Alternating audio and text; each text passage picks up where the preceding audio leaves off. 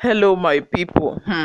Things are turning on their own in this country. Imagine, just because of election, some few days ago, it was reported that Hope Uzodinma had written a circular to all hotels in Owerri, the capital of Imo State, to tell them to not give their hotel rooms to any other person than the state government. He even promised to pay for all the rooms for a whole week for the duration of the election. Is going to pay for all bills of the hotel rooms that they have.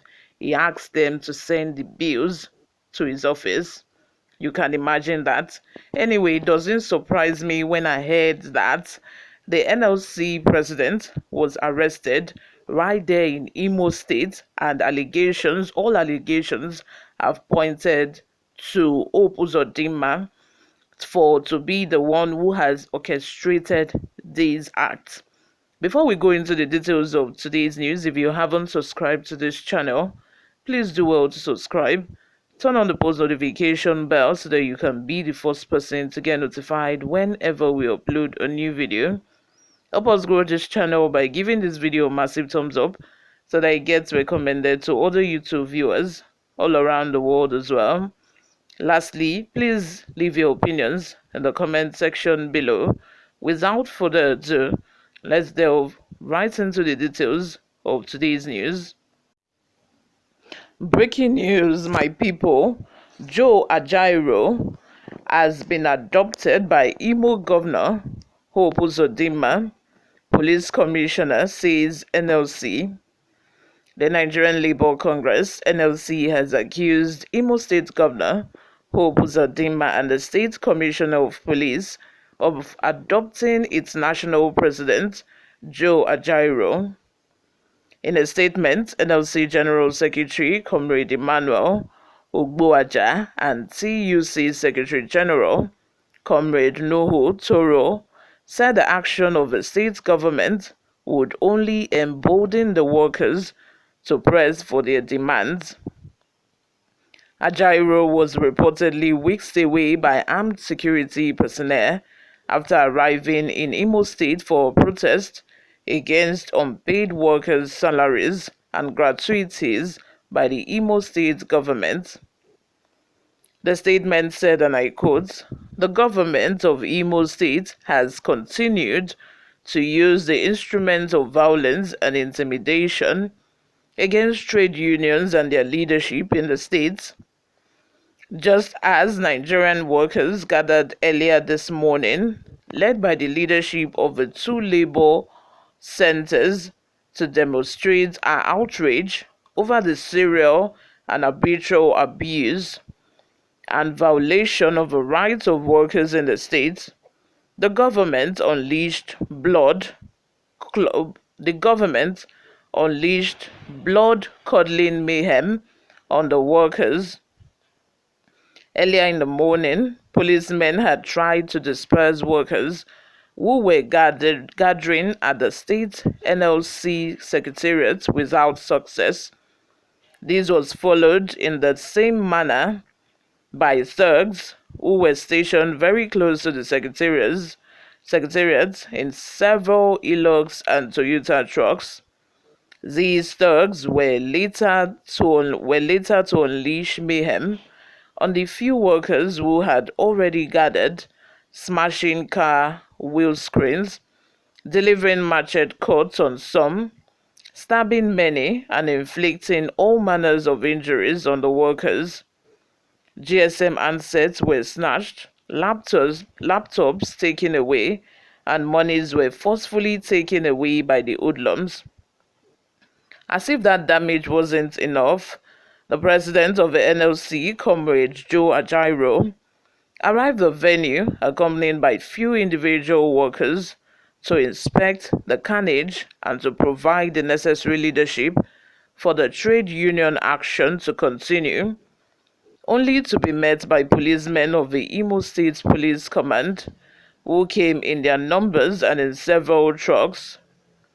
The police, in the usual manner, accompanied by thugs, led by the special assistant to the governor of Imo State on special duties, Mr. Chinasa Onwanere, leading others like Tampi and Madoka, descended on the president of the Congress after overpowering the few workers who were left after the initial battering, inflicted heavy injuries and big blows to his head and body, kicking him in the process while dragging him on the ground.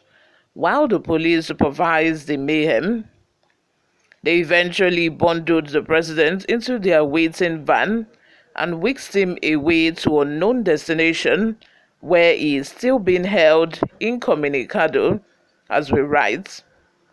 This latest action of the state government and the police further demonstrates our earlier cries to Nigerians on the level of violence and impunity going on in Imo State.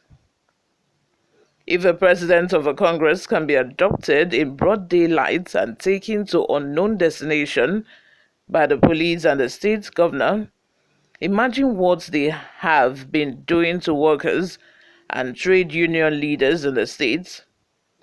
This is mind-boggling and unacceptable in sane societies. The use of violence against innocent citizens, especially against trade union leaders by the state, has unfortunately become the norm. It is a new normal that may cost our nation dearly if people are allowed to get away with such violence and bloodletting.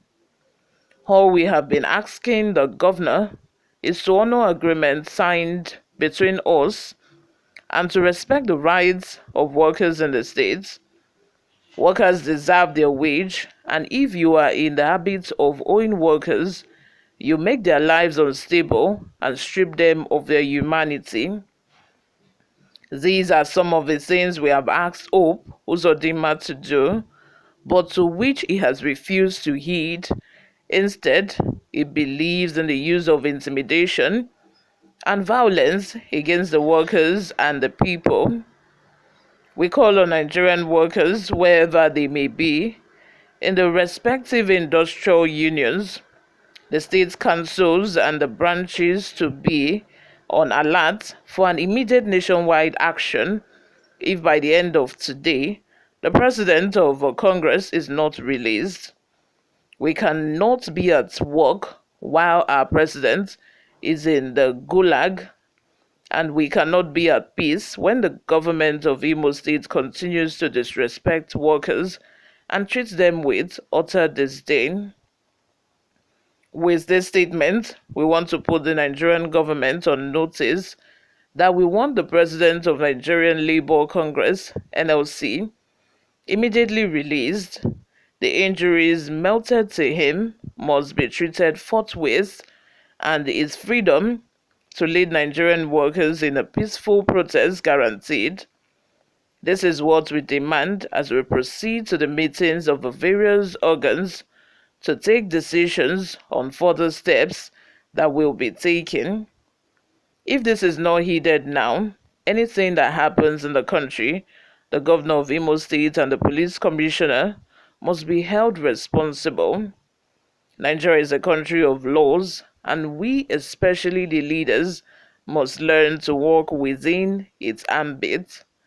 The IGP, who is in the state, must call his operatives to order to avoid loss of lives, properties, and further injuries on innocent workers in Imo State. Workers in Imo State must be free, and we must all join hands to ensure that this happens. Hope Uzodinma must be called to order by President and Commander-in-Chief of the Armed Forces to avert what he has chosen to turn the state into, a den of thugs and bloodsuckers, we will press on with our engagement as trade unions until the government listens to the demands of the workers. The government should not be deluded into thinking that today's violence will stop our resolve and determination to save the workers of Imo State. It has rather encouraged us to organize more so that we will engage him more creatively and effectively. Once again, we call on the police to immediately release the president of the Congress without further delay. You all, thank you very much for always listening and watching. What do you all think of all of this? The election of Imo State is just around the corner. I think it's in 2 weeks' time. And I feel this is why all of this is happening, because Uzodinma wants a second term in office. You all subscribe, guys. If you haven't subscribed, leave your comments and opinions in the comment section. I will see you all in my next video. Bye for now.